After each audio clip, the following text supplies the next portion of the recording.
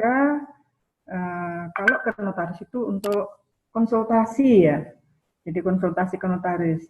Tapi kalau untuk minuta itu dirubah, jika minuta itu sudah ditandatangani, mestinya itu menjadi tidak boleh. Dan kalau untuk reschedule terkait dengan perjanjian kredit, ya tetap saja harus ke notaris. Toh seperti yang di awal tadi saya sampaikan, bahwa kantor notaris itu pada prinsipnya kan justru harus dibuka. Meskipun tadi Pak Khotibul Umam kurang setuju dalam hal ini.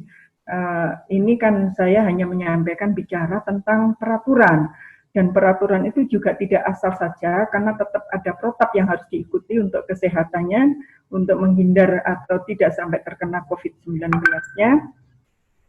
Dan juga ketika menjalankan prosedur yang berlaku itu kan menggunakan masker dan lain sebagainya. Dan mungkin terkait dengan hak tanggungan yang elektronik tadi, Bu Endang juga sudah menyampaikan, Pak Widi juga sudah menyampaikan. Saya kira pada prinsipnya itu bisa ya. Dan mungkin kalau misalnya juga harus ke BPN, si notaris punya staf yang juga bisa ditugasi untuk ke sana, tentunya juga dengan surat pengantar yang jelas terkait dengan apa itu keamanan dari COVID itu. Karena pada prinsipnya kan tadi Pak Alusius dan Bu Endang sudah menyampaikan bahwa ini tetap harus dibacakan, mengacu kepada ketentuan undang-undang.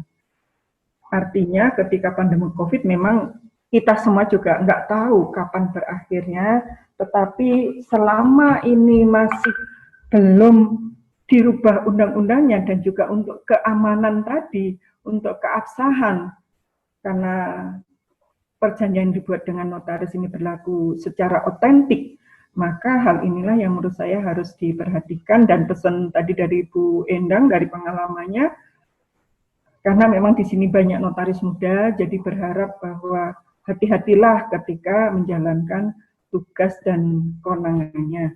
Mungkin itu saja yang bisa saya sampaikan. Hal ini sekedar menambah atau menggarisbawahi dari yang sudah disampaikan oleh para pembicara dan Bapak Ketua ini yang sebelumnya tadi.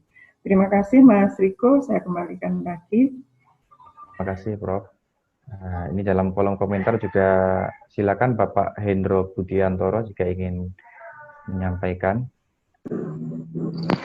Assalamualaikum warahmatullahi wabarakatuh. Terima kasih Mas Riko.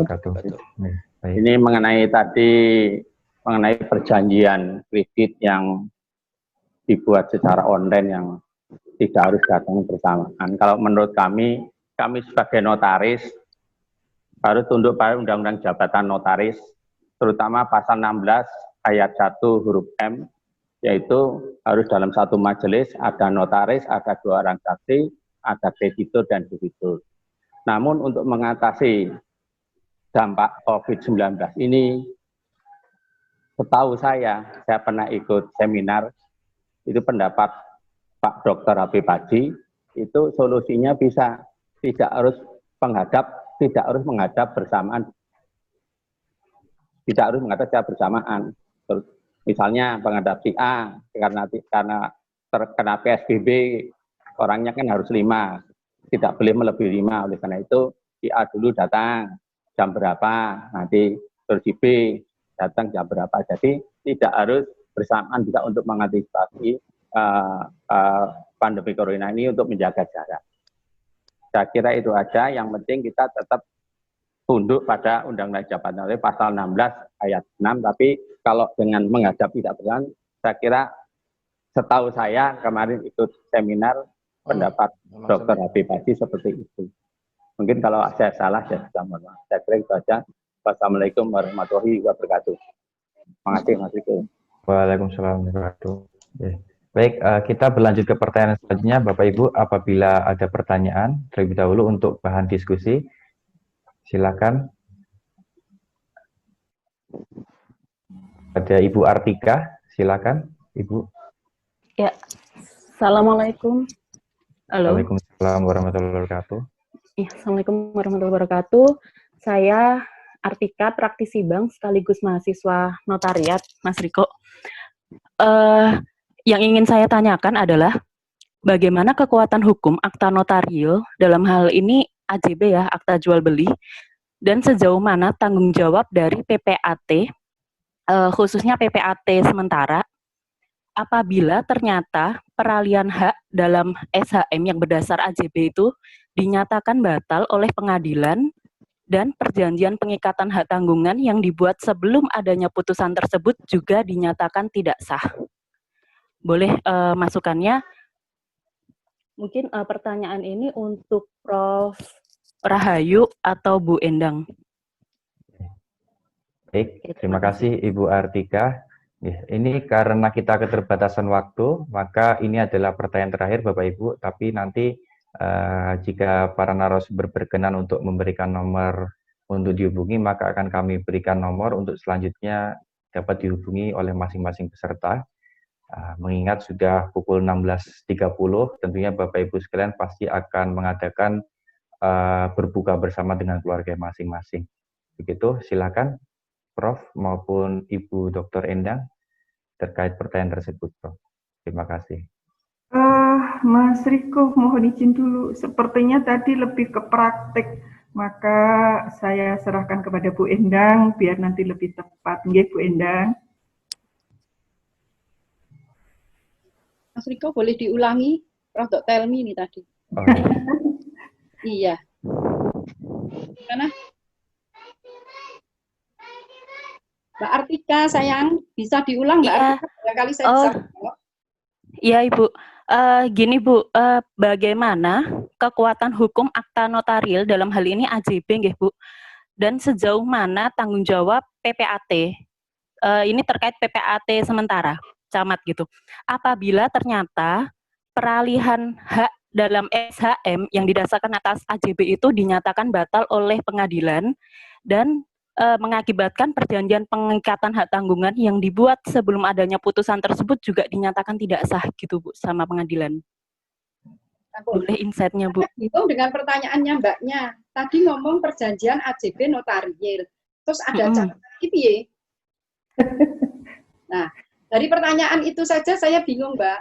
Apakah tadinya dibuat PPJB, kemudian dibuat AJB di depan PPATS, atau bagaimana?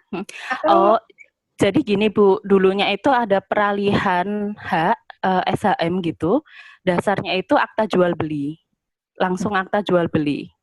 Kemudian sudah terbit SHM. Ya, sudah terbit SHM. Nah, kemudian seiring berjalannya waktu ada gugatan dari pihak ketiga Bu, dan itu membatalkan AJB. Sementara atas AJB, atas SHM itu sudah diikat hak tanggungan Bu, gitu. Mbak, kalau saya tidak keliru, ada AJB dibuat di hadapan PPATS yang kemudian terbit sertifikat. Berarti pada saat pembuatan AJB belum bersertifikat. Apakah seperti itu? Ini yang harus dari pertanyaan ini kalau saya simpulkan seperti itu. Nah, maaf Bu, bukan. Jadi memang sudah bersertifikat dari peralihan dari orang pertama ke orang kedua gitu Bu. Jadi sudah bersertifikat, berarti sudah balik nama menjadi atas nama yang bersangkutan. Mbak, ingat ya, sistem publikasi pendaftaran tanah kita adalah masih kuasi. Kuasi itu ragu-ragu, negatif cenderung positif.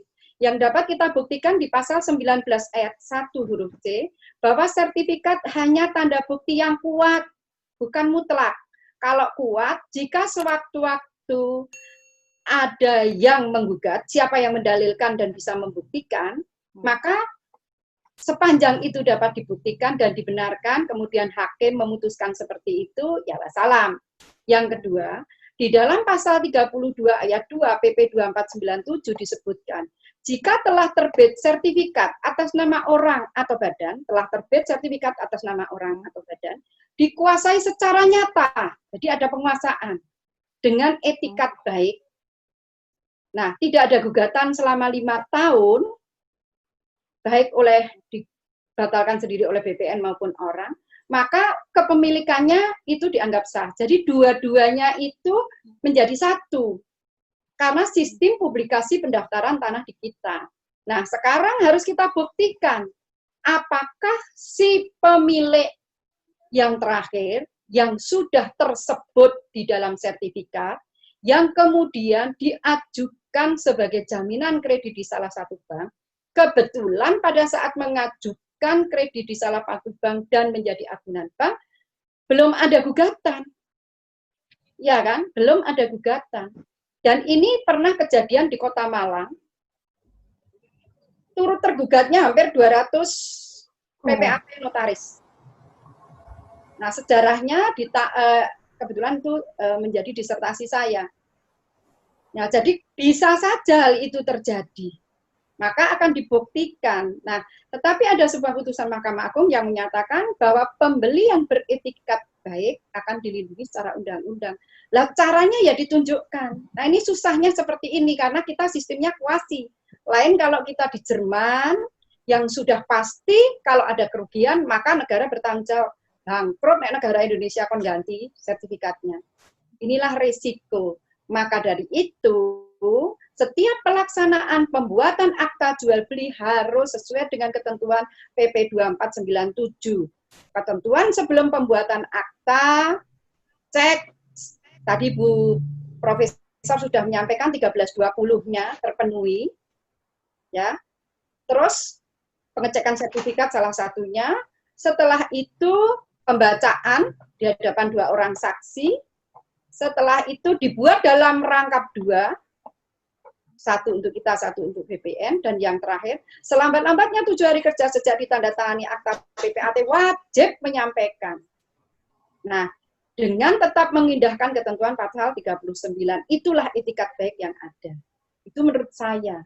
Jadi, gimana rugi? Ya pasti rugi. Saat itu ada 5 bank, kalau nggak 6 bank digugat. Karena bisa dibuktikan si pembeli ini adalah pembeli yang beretikat tidak baik. Nah, notarisnya gimana? Ingat Mbak, kita syarat formal. Dengan melakukan syarat formal bukan berarti syarat material kita abaikan. Tadi sudah disampaikan oleh Bapak Khotibul Umam, mengenal nasabah. Nah, sekarang kita juga harus mengenal. Ini main mata, atau benar, atau ilmu injak kaki. Ilmu injak kaki penjualnya wis sepuh, sudah tua, dipaksa ngaku lunas. Nah, itu yang harus dibuktikan. Memang untuk membuktikan sebuah etikat baik adalah sulit. Mungkin secara garis besar bisa saya sampaikan seperti itu. Terima kasih, Mas Riko. Mohon maaf, Mbak, kalau ada kurang dalam penyampaian saya.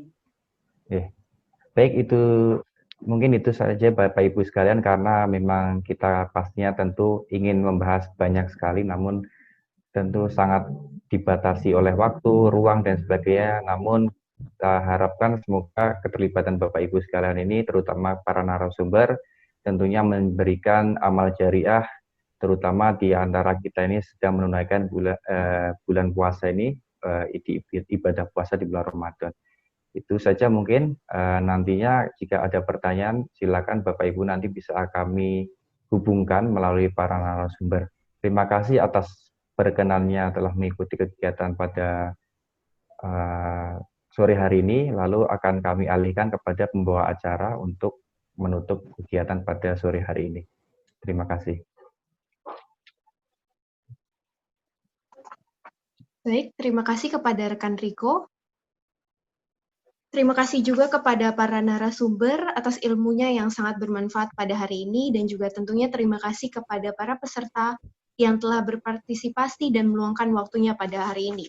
Kami sangat berterima kasih, dan juga kami ingin mengucapkan terima kasih yang sangat luar biasa kepada para notaris-notaris senior yang ternyata turut hadir dalam acara ini. Salah satunya adalah Bapak Alwesius, pengurus Pusat Ikatan Notaris Indonesia. Ada juga yang telah hadir Bapak Bambang Heru Juwito, Ketua Pengwil Ikatan Notaris Indonesia Jawa Timur tahun 2016-2019. Ada juga Bapak Habib Aji tentunya. Terima kasih atas partisipasinya. Kami sangat bersyukur acara ini dapat berjalan dengan lancar dan semoga dapat memberikan manfaat kepada para peserta sekalian. tibalah kita di penghujung acara, namun sebelum menutup acara ini, saya ingin menyampaikan bahwa materi dari narasumber akan kita share ke grup WhatsApp yang sudah ada. Kemungkinan kita akan usahakan juga untuk mengirimkan kepada di email-email yang telah para peserta cantumkan pada saat pendaftaran. Kemudian apabila ada pertanyaan yang belum terjawab, kami mohon maaf sekali karena memang keterbatasan waktu. Namun kami akan usahakan untuk menjawab pertanyaan-pertanyaan yang sudah masuk melalui via WhatsApp maupun melalui kolom komentar. Dan juga bagi para peserta yang membutuhkan sertifikat, bisa menghubungi panitia langsung melalui grup WhatsApp. Kita akan mencoba memberikan sertifikat digital. Sekali lagi saya mewakili panitia mengucapkan terima kasih kepada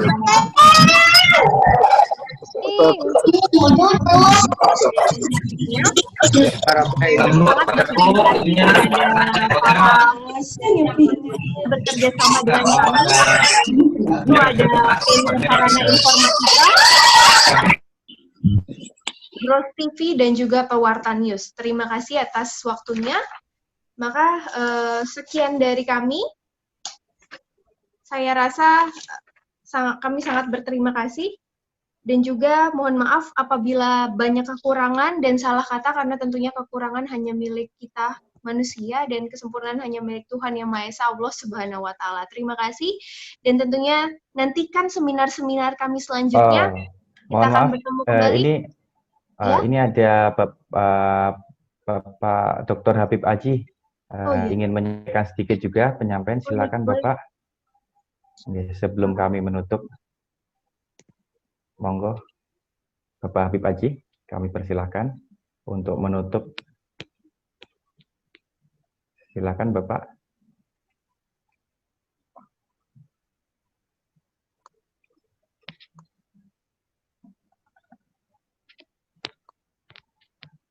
Bapak Habib Aji, ada yang bisa disampaikan dalam forum ini? Sudah keluar kayaknya, Mas. Bapak Habibnya sudah keluar kayaknya. Sudah keluar. Baik, terima kasih. Terima kasih atas partisipasinya semuanya. Saya rasa sekian dari kami, panitia. Dan jangan lupa nantikan seminar-seminar kami selanjutnya. Sekian, wassalamualaikum warahmatullahi wabarakatuh. Selamat berbuka puasa sebentar lagi.